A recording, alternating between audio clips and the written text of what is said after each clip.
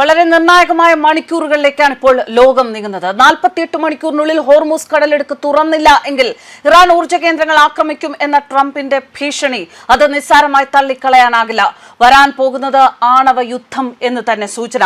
Trump ആയുധം കയ്യിലെടുത്ത് ഇറാനെ വിറപ്പിക്കുന്നു. ലോകം വിനാശകരമായിട്ടുള്ള ഒരു ദുരന്തത്തിലേക്ക് നീങ്ങുന്നു. മിഡിൽ ഈസ്റ്റിൽ എന്തും സംഭവിക്കും. തിങ്കളാഴ്ച നിർണായകം. ഹോർമൂസ് കടലിടുക്ക് ഫലപ്രദമായി അടച്ചുപൂട്ടിയിരിക്കുകയാണ്. ആഗോള എണ്ണയുടെയും ദ്രവീകൃത പ്രകൃതിവാതകത്തിന്റെയും 5-1 വിതരണം ഉള്ള ഇടുങ്ങിയ ചോക്ക് പോയിന്റാണിത്.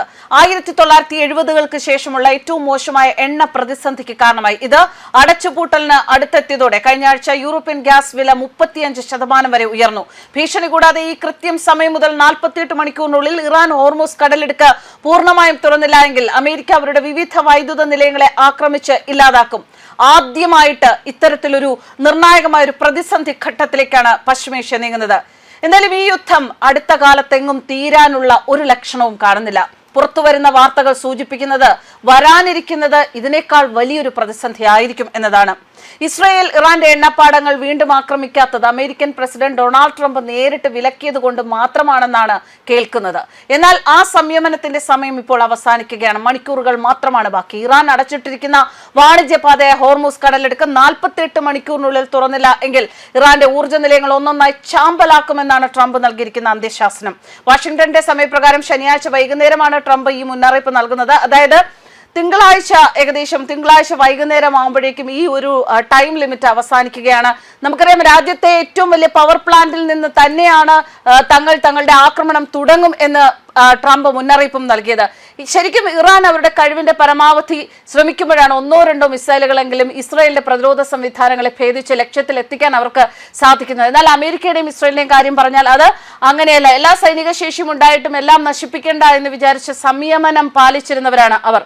അങ്ങനെ ഇരിക്കുമ്പോഴാണ് കഴിഞ്ഞ ദിവസം 2 മിസൈലുകൾ ഇസ്രായേലിൽ വീണത്. ഇസ്രായേലിന്റെ ദിമോനയിലെ ആണവ കേന്ദ്രത്തിനടുത്തും അരാദിലും 100-ലധികം പേർക്ക് പരിക്കേറ്റിരുന്നു. അതിൽ 11 പേരുടെ നില ഗുരുതരമാണെന്നാണ് വിവരങ്ങൾ പുറത്തുവന്നത്. വലിയൊരു വാർ ഹെഡ് ഉപയോഗിച്ചുള്ള അരാദിലെ 2ാമത്തെ ആക്രമണത്തിൽ ബഹുനില കെട്ടിടങ്ങളടക്കം തകർന്നിരുന്നു.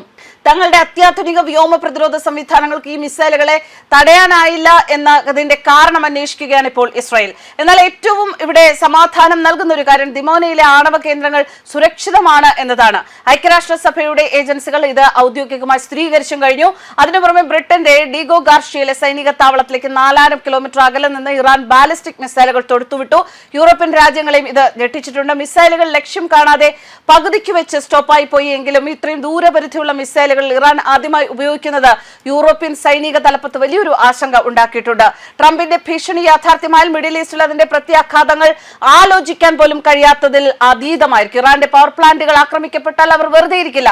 തങ്ങളുടെ തൊട്ടടുത്തുള്ള ഖത്തറിലെയും സൗദി അറേബ്യയിലെയും അമേരിക്കൻ താല്പര്യങ്ങളെയും എണ്ണപ്പാടങ്ങളെയും തീർച്ചയായും ലക്ഷ്യം വെക്കും.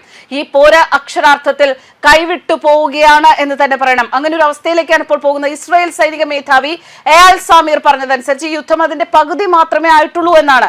ഏപ്രിൽ മാസത്തിലെ പാസ് ഓവർ ഉത്സവം വരെയെങ്കിലും ഈ പോരാട്ടം ഇതേ തീവ്രതയിൽ തുടരുമെന്നാണ് സൈന്യം നൽകുന്ന സൂചന. ഹോർമൂസ് കടലിടുക്കിനെ പഴയപടിയാക്കുന്ന ചില ശ്രമങ്ങൾ നടക്കുന്നു. അതിന് യൂറോപ്യൻ രാജ്യങ്ങളും ജപ്പാനും പൂർണ്ണ പിന്തുണ നൽകിയിട്ടുണ്ട്. ഇസ്രായേലിൽ മിസൈലുകൾ വീണ സ്ഥിതിക്ക് ഇസ്രായേലും വെറുതെ ഇരിക്കില്ല. അതുകൊണ്ട് വരും ദിവസങ്ങളിലെ യുദ്ധ സാഹചര്യം കൂടുതൽ സങ്കീർണമാകാനാണ് സാധ്യത.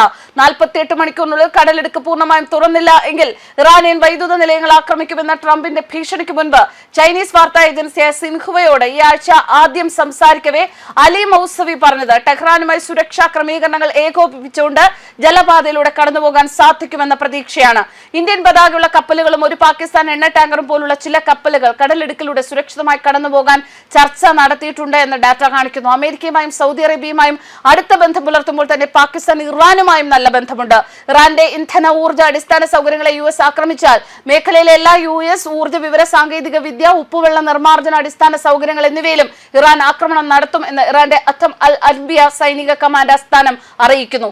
ഇസ്ലാമിക് റിപ്പബ്ലിക്കിന്റെ പവർ ഗ്രിഡ് അതിന്റെ ഊർജ്ജ മേഖലയുമായി ആഴത്തിൽ ഇഴചേർന്നിരിക്കുന്നു.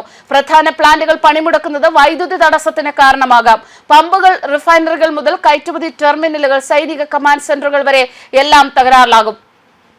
എന്തായാലും അടുത്ത 48 മണിക്കൂറിനുള്ളിൽ ഹോർമൂസ് കടലിടുക്ക് തുറക്കണമെന്ന് തന്നെയാണ് US പ്രസിഡന്റ് ഡൊണാൾഡ് ട്രംപിന്റെ അന്ത്യശാസനം. ഇതിന് പിന്നാലെ ഹോർമൂസ് കടലിടുക്കിന് മുകളിലൂടെ ഒരു F-15 യുദ്ധവിമാനം ഇറാനിയൻ സൈന്യം വെടിവെച്ചിട്ടു എന്നും വിവരങ്ങളുണ്ട്. രാജ്യത്തിന്റെ തെക്കൻ തീരത്തിന് മുകളിലൂടെ ഹോർമൂസ് ദ്വീപിന് സമീപം ഇറാനിയൻ വ്യോമ പ്രതിരോധ സംവിധാനങ്ങൾ F-15 ജെറ്റ് തടഞ്ഞു. ഇറാനിയൻ സൈന്യം F-15 കണ്ടെത്തി വെടിവെച്ചിട്ടത് എങ്ങനെയെന്ന് കാണിക്കുന്ന 29 സെക്കൻഡ് ദൈർഘ്യമുള്ള video Tehran Times micro blogging വെബ്സൈറ്റായ എക്സിൽ പുറത്തിറക്കിയിട്ടുണ്ട്. എന്നാലും വീഡിയോയുടെ ആധികാരികത ഇന്ത്യ TV ഡിജിറ്റൽ സ്ഥിരീകരിക്കുന്നില്ല. 4ാം തലമുറ യുദ്ധവിമാനമായ F-15 US സൈന്യത്തിന്റേതാണോ അതോ ഇസ്രായേൽ പ്രതിരോധ സേനയുടേതാണോ എന്നതും വ്യക്തമല്ല. രണ്ട് രാജ്യങ്ങളും ഇതുവരെ പ്രസ്താവനയൊന്നും നൽകിയിട്ടില്ല. ആഗോളതലത്തിൽ ക്രൂഡ് ഓയിൽ വില ഉയരുന്ന സാഹചര്യത്തിൽ 48 മണിക്കൂറിനുള്ളിൽ ഹോർമൂസ് കടലിടുക്ക് തുറക്കണമെന്ന് US പ്രസിഡന്റ് ഡൊണാൾഡ് ട്രംപ് ഇറാനോട് മുന്നറിയിപ്പ് നൽകിയതിന് തൊട്ടു പിന്നാലെയാണ് ഈ സംഭവം നടന്നത്.